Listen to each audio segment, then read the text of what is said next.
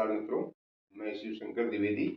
आप मुझे मेरे YouTube चैनल @अमोक्ष26 पर आज हम यहाँ पर अपने को केंद्रित कर रहे हैं कि हम ईश्वर का नाम जप करें या ईश्वर की पुरुषार्थों का जो वर्णन, ईश्वर के अवतारों का वर्णन जो हमारे पुराणों में है, वेदों में है या ऐतिहासिक ग्रंथों में है, उनके आधार पर हम उनके अवतारों के जो चरित्र हैं उनका स्मरण।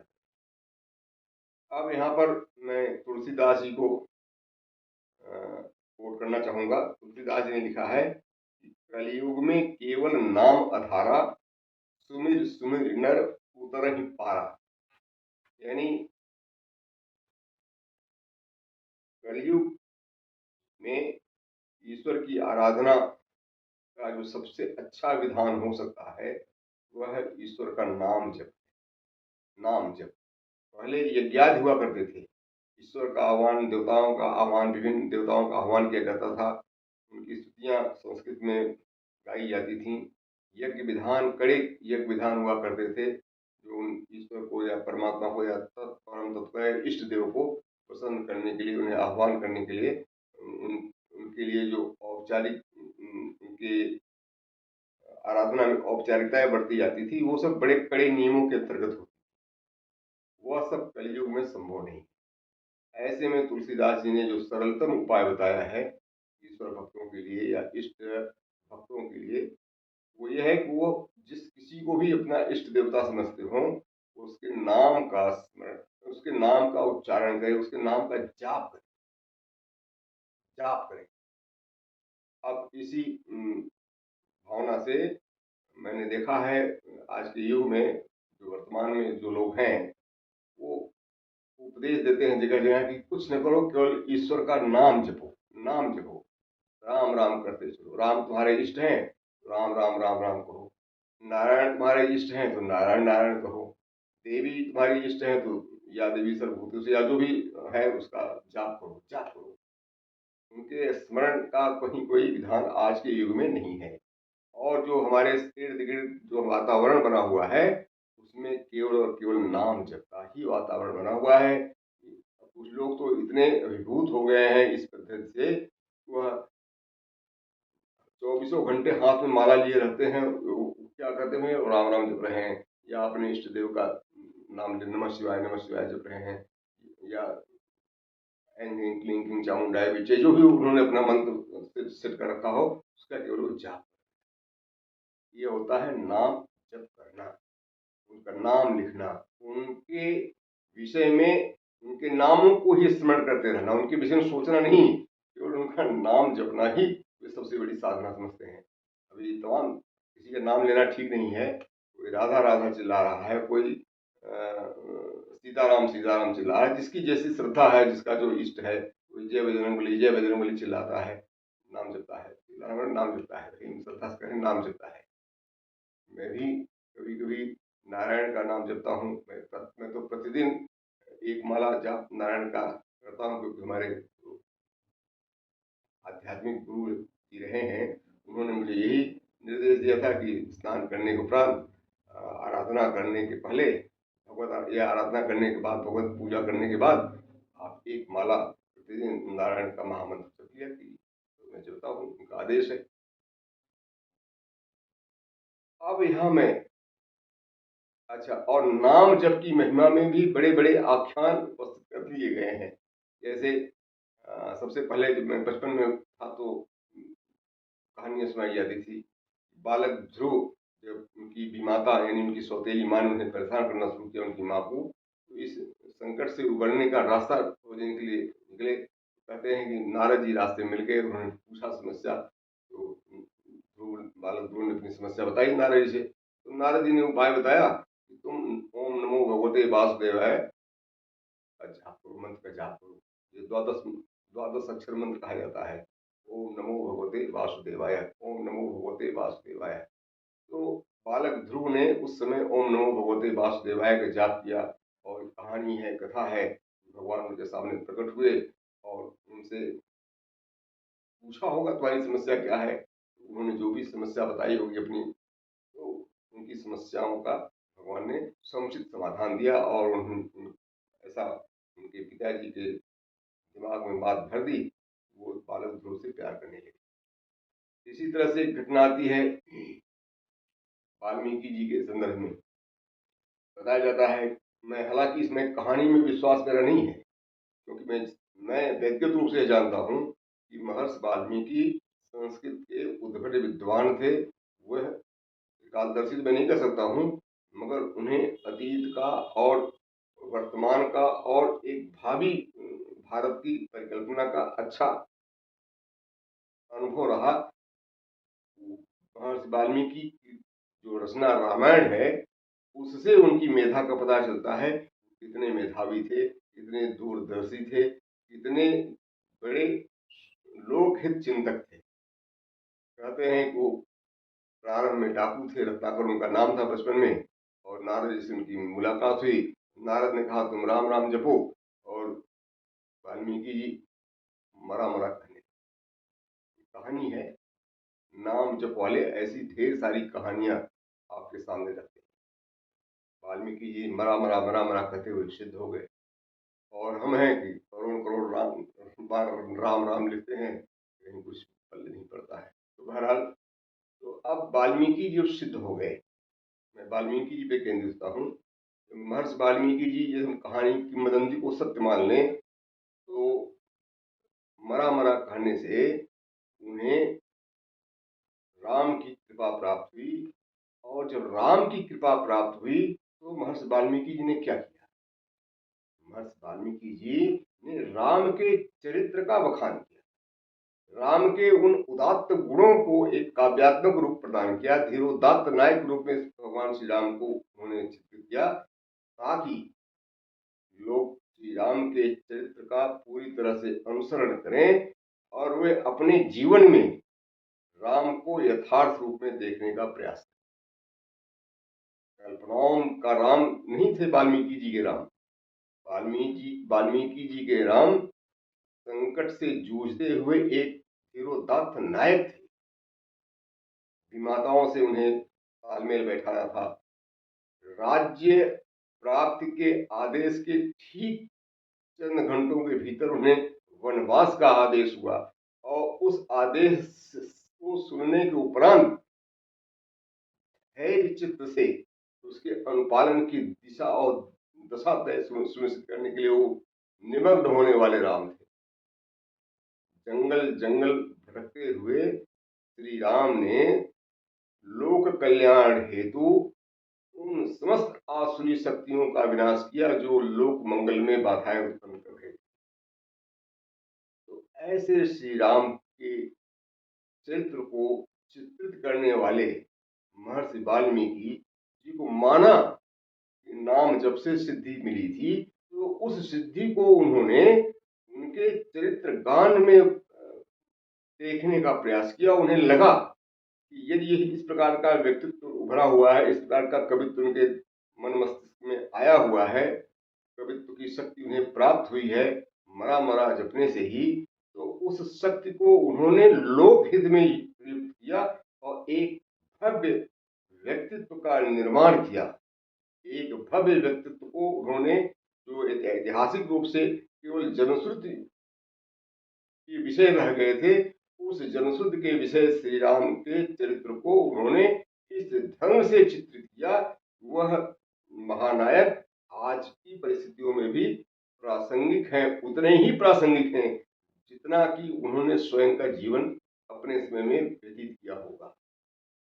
आज भी हमें यदि किसी ऐसी आपातकालीन स्थिति से गुजरना हो जहां हमें निर्णय लेना है कि मैं करूं या उल्लंघन करूं, तो वहां आज्ञा के उल्लंघन की अपेक्षा आज्ञा के पालन की ओर बढ़ना एक सभ्य नागरिक का कर्तव्य होना चाहिए।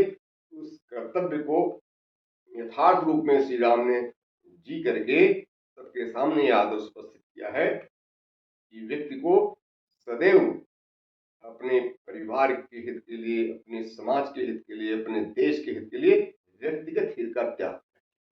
तो सिद्धि जो वाल्मीकि जी को मिली थी नाम जप के माध्यम से, उस सिद्धि का उपयोग उन्होंने लोक कल्याण के लिए एक धीरोदात्त नायक का चरित्र सबके सामने रख करके यह एक मौन संदेश दिया है कि लोग ऐसे चरित्र का स्मरण करें, ताकि ऐसी विषम परिस्थितियों में जब भी वो कभी आए तो अपने इष्ट देव यानी श्री राम के चरित्र को याद करें, श्री राम के चरित्र का स्मरण करके वे वही आचरण करें जिसे श्री राम जी ने पूर्व में किया था, और ऐसे आचरण से बचें जिन आचरणों को आसुरी प्रवृत्तियों ने किया था, या जिन आचरणों को रावण जैसे दुर्दांत राक्षसों ने अपने जीवन में उतारा था, ऐसे आचरण से बचे। तो इस प्रकार से सही मायने में रखा जाए तो देखा जाए तो महर्षि वाल्मीकि जी के हृदय में, महर्षि वाल्मीकि जी के मेधा में वह शक्ति थी जिसके तहत उन्होंने श्री राम के चरित्र को लोगों के समक्ष रख करके श्री राम की कथाओं में मग्न होने के लिए लोगों को प्रेरित किया है। मग्न होने के लिए नहीं प्रेरित किया है कि आप उन्हीं को रस लें, आनंद लें, मतलब ढोल की थाप पर रामलीला को देखें, रामलीला को देखिए, इस दृष्टि से देखिए, इस नजरिए से देखिए। यदि कहीं आपको राम जैसे संकटापन्न की स्थिति से गुजरना पड़े, तब आप राम ने जो आचरण उस समय किया था वही आचरण आप करें, या जिन आचरणों को रावण कर रहा था उन आचरणों से आप बचे रहें। इसीलिए रामायण पढ़ना चाहिए। रामायण आप 24 घंटे में पारायण कर लें यह आवश्यक नहीं है, क्योंकि इस पारायण से आपका जो उद्देश्य है रामायण पढ़ने का वो पूरा नहीं होने वाला है। रामायण तो एक दिन में पढ़ी जाने वाली कथा नहीं है, रामायण तो महीनों महीनों पढ़ी जाने वाली कथा है, और उसका स्मरण तो ताजिंदगी किए जाने वाली प्रवृत्ति होनी चाहिए। आप रामायण में जो राम का चरित्र है उसे ताजिंदगी स्मरण करते रहिए, और जब भी आपको ऐसी स्थिति आए जिस स्थिति में आपको लगे कि श्री राम ने उस स्थिति में अपने आप को कैसे बचाया था, उसी का आप पालन कीजिए। यह तब संभव है जब आप जप की तुलना में स्मरण को वरीयता देंगे। इसीलिए नाम जप की तुलना में नाम स्मरण कीजिए। भागवत की कथाएं क्यों सुनाई जाती हैं? अभी हम लोग तो ट्रेडिशन हो गया, परंपरा हो गया है, भाई कोई आयोजन हो रहा है भागवत कथा सुन लीजिए। अरे भाई, भागवत की कथाएं ढोल मजीरे के साथ सुनने की चीज नहीं है। भागवत की कथाओं को सुनिए, और उन कथाओं में जो निहितार्थ बताया गया है, उन कथाओं को कहने का जो उद्देश्य है उसको समझने का प्रयास कीजिए। भागवत की कथाओं का जो उद्देश्य है वह सिर्फ मृत्यु के भय से आपकी रक्षा करना है। क्यों?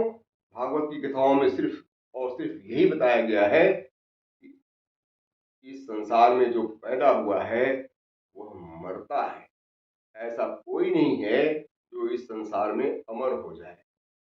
बड़े बड़े राजाओं की कहानियां हैं, बड़े बड़े ऋषियों की कहानियां हैं, जीव जंतुओं की कहानियां हैं जो पैदा हुए, अपने व्यक्तित्व का विस्तार किया, अपने व्यक्तित्व का प्रकाशन किया, राज्य का प्रकाशन किया, मेधा का प्रकाशन किया, इसके बाद भी क्या स्थिति आई? वे दिवंगत हो गए। तो ऐसी स्थिति में आपके अंदर एक मृत्यु के संदर्भ में एक सकारात्मक दृष्टिकोण पैदा हो जाए, इसीलिए भागवत की कथाओं को सुनना हमारे लिए आवश्यक है। और इतना ही नहीं केवल मृत्यु भय से आप मुक्त हो जाएंगे, अभी तो भागवत की कथाओं में जिन जिन राजाओं, महाराजाओं, ऋषियों, मुनियों ने जो आचरण किया था, जिससे समाज को लाभ हुआ है, जिससे उनका व्यक्तिगत जीवन भी निखरा है, उन आदर्शों का पालन कीजिए और उन घटनाओं से अपने आप को रोकिए जिनके वशीभूत होकर के हमारे जो ऋषि थे, हमारे जो राजा थे, संकटापन्न हुए थे। ऐसे संकटापन्न कारक स्थितियों से आप बचेंगे तब जब आपको भागवत की कथाओं का स्मरण हो। आप भागवत की कथाओं को केवल ढोल मजीरे की थाप में सुन करके जब आप आनंद लेंगे, रस लेंगे, तो लोग कहते हैं भागवत में बड़ा रस आता है। अरे रस नहीं, भागवत की कथाओं से आपको ज्ञान होना चाहिए, आपको जीवन जीने की कला सीखनी चाहिए। रस नहीं, कला सीखिए। स्मरण में आपको रस नहीं मिलेगा, रस तो आपको जाप में मिलेगा। आप मगन होकर के जाप कीजिएगा, ना हरे कृष्ण गोविंद हरे मुरारे कृष्ण नाचिएगा, किंतु गोविंद कहने से या गोविंद का जाप करने से उतना आपको जीवन में शिक्षा नहीं मिल सकेगी जितना श्री कृष्ण के उन चरित्र का के अध्ययन से आपको शिक्षा मिलेगी कि किन परिस्थितियों में श्री कृष्ण जी ने कौन सा निर्णय लिया। आपको अपनी प्रतिज्ञाओं के संदर्भ में जो दृष्टिकोण अपनाना है, महाभारत में 2 दृष्टिकोणों पर आपको ढेर सारी सामग्री मिल जाएगी। एक वह दृष्टिकोण है जो प्रतिज्ञाओं के लिए सब कुछ दांव पर लगा देता है प्रतिज्ञाओं के पालन में, और एक दृष्टिकोण श्री कृष्ण का भी आता है कि लोक हित में उन्होंने अपनी निजी प्रतिज्ञा को साफ कर। मैं भगवान विष्णु का उपासक हूँ, और जब मैं भगवान विष्णु के कथाओं का स्मरण करता हूँ तो मुझे लगता है कि भगवान विष्णु ने मानवता के लिए, मानवता की रक्षा के लिए, व्यापक हित के लिए कभी भी उन्होंने अपने हित का ध्यान नहीं दिया है। वह बेचारे तो पत्थर हो गए, तुलसी के श्राप को झेल गए, किंतु लोक कल्याण के लिए उन्होंने वह किया जो एक आम आदमी करने में झिझकता है। तो ऐसी स्थिति में विष्णु हमारे लिए केवल और केवल भगवान नहीं है, अपितु विष्णु हमारे लिए मर्यादा में जीवन यापन करने वाले एक आदर्श के रूप में नारायण, लोक हित के लिए समर्पित होने वाली जो सत्ता है वह नारायण है। तो ऐसे नारायण का जाप करने से मुझे केवल स्वार्थ के लिए मैं नारायण का जाप नहीं करता हूँ, अभी वह समझने के लिए नारायण का जाप करता हूँ कि नारायण आखिर नारायण हुए कैसे, उन्होंने कौन सा काम किया जिसके कारण लोग उन्हें आज भी याद करते हैं। तो उनका जो अनुकरणीय चरित्र है, उस चरित्र को समझने के लिए उनके चरित्र का अध्ययन करना पड़ेगा। ओम नमः शिवाय, ओम नमः शिवाय का जाप करते हैं, ओम नमः शिवाय, ओम नमः शिवाय के जाप करने की अपेक्षा आप भगवान शिव के चरित्र को समझने का प्रयास किए कि जब, और निष्कर्ष निकालिए जीवन में, जैसा कि भगवान शंकर ने अपने जीवन में किया था, जब संसार पर संकट आया तो विष पान करने के लिए जो तैयार होने वाली सत्ता है वह भगवान शिव है। तो आप नमः शिवाय पढ़ते हैं, जाप करते हैं, किंतु लोक हित में आप अपने आप को समर्पित करने की क्षमता नहीं रखते हैं, ऐसे में नमः शिवाय जपने से कुछ नहीं होने वाला है। तुलसीदास जी या अन्य जो भक्तगण हैं उनका तो लोक से मतलब ही नहीं होता है, वो तो केवल अपने स्वार्थ के लिए, और इसमें कोई बुरी बात नहीं है, तुलसीदास ने स्वयं कह दिया है स्वांतः सुखाय तुलसी रघुनाथ का था। तो स्वांतः सुख के लिए आप जाप कर सकते हैं, आपको आनंद आ सकता है, आपका इष्ट देवता आपके सामने आकर के नाच गा सकता है, किंतु यदि आपको लोक हित को ध्यान में रखना है, जीवन को ध्यान में रखना है, तो जीवन की कला सिखाने के लिए आपका कोई भी इष्ट सक्षम है। जो भी आपका इष्ट हो, चाहे भगवान शंकर जी हों, चाहे भगवान विष्णु जी हों, चाहे प्रभु श्री राम जी हों, चाहे माँ दुर्गा हो, माँ दुर्गा के चरित्र को देखिए आप, जो दुर्गा सप्तशती में बहुत सुंदर ढंग से माँ दुर्गा के चरित्र को समझाया गया है। मान लिया आपको भागवत पढ़ने की क्षमता नहीं है, देवी भागवत पढ़ने की क्षमता नहीं है, तो दुर्गा सप्तशती में ही जितनी बखूबी उनके चरित्र को समझाया गया है, किस प्रकार से दुष्टों के विनाश के लिए वह अनुकरणीय कार्य करती हैं। आपके अंदर क्षमता होनी चाहिए, आपके अंदर परिस्थितियों से लड़ने की क्षमता होनी चाहिए। यह क्षमता सीखना है तो माँ दुर्गा के चरित्र का आप अध्ययन कीजिए, आप उनके चरित्र में जो बातें अनुकरणीय हैं उनका अनुकरण कीजिए।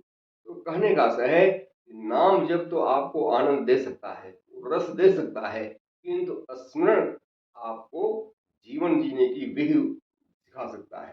तो ऐसे में आपको सुनिश्चित करना है कि आपको मुक्त होना है या आपको जीवन जीना है।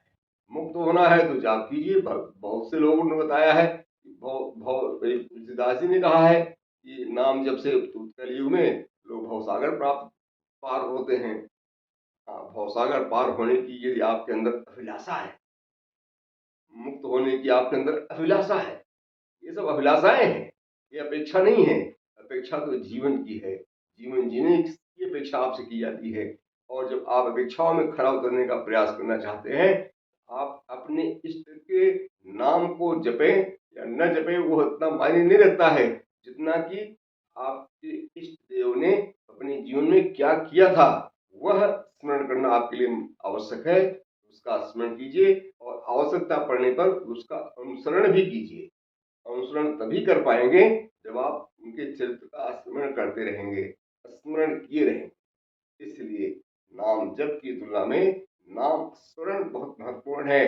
नाम जप हो सकता है आनंद के लिए अच्छा हो, नाम जप हो सकता है मुक्ति के लिए अच्छा हो। भाई मुक्ति तो मैंने देखा नहीं है और न मुझे किसी देवता ने आज तक कुछ दर्शन दिया है, किंतु मैं उन देवताओं का आभारी हूँ जिनके चरित्र को पढ़ करके मैंने अपने चरित्र को निखारने का प्रयास किया। ढेर सारी परिस्थितियां मेरे सामने आई हैं जिसमें मैं उबल सकता था, जिसमें मैं कोई घातक निर्णय ले सकता था, किंतु मैंने जिस देव का स्मरण किया था, जो देव हमारा आदर्श रहा है, जो अवतार हमारे आदर्श में रहे हैं, उनके आदर्श का जब मैं स्मरण करता हूँ तो मुझे उन गंभीर परिस्थितियों में भी समुचित निर्णय लेने की क्षमता मेरे दिमाग में आ जाती है और मैं वह निर्णय लेता हूँ जिसके आधार पर हमारे इष्ट देव ने कभी निर्णय लिया हो। तो ऐसा इसलिए संभव है कि मैं नाम जप में नहीं, अपितु नाम जिस हमारा जो इष्ट है उसके चरित्र को पढ़ता हूँ, उसके चरित्र को समझने का प्रयास करता हूँ और यथावश्यकता हमारी उस परिस्थिति में जिसमें मैं संकटापन्न होता हूँ, उन्होंने क्या किया, मैं उसका अनुसरण करने का प्रयास करता हूँ। एक उदाहरण मैं बताता हूँ। जैसे हमारे चरित्र नायक प्रभु श्री राम जी हैं, उन्होंने संदेश दिया है लोगों को, आप मनुष्य हैं, मनुष्य होने के कारण आपको देव स्मरण करना आपके लिए आवश्यक है।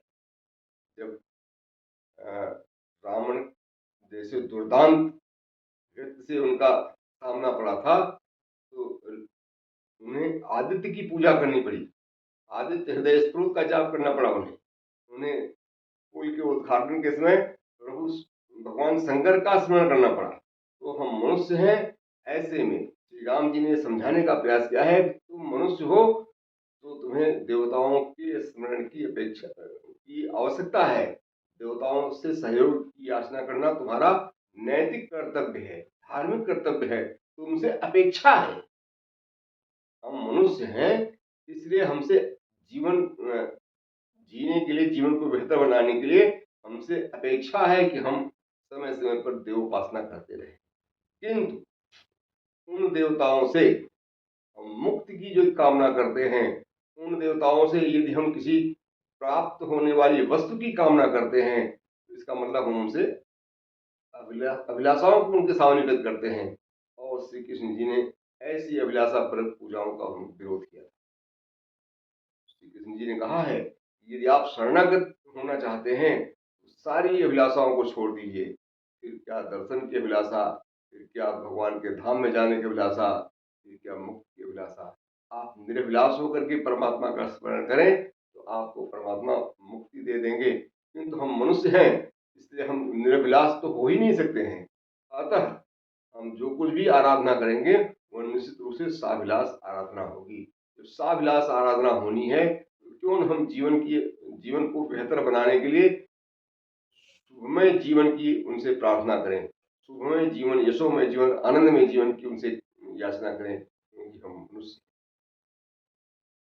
तो मेरा तो आप सबसे यही निवेदन है कि नाम जप में मिलने वाले आनंद को आप प्राप्त करने के लिए स्वतंत्र हैं, किंतु यदि जीवन जीना है, बेहतर जीवन जीना है, यशोमय जीवन जीना है, यशोमय आनंद के साथ जीवन जीना है, तो अपने इष्ट देव का स्मरण करें, क्योंकि आपका जो भी इष्ट देव है उसने बेहतर जीवन जी करके आपको एक संदेश दिया है। यदि आप उसके चरित्र का अनुसरण करते हैं, आपका भी जीवन यशोमय आनंद के साथ व्यतीत होगा। इन्हीं शब्दों के साथ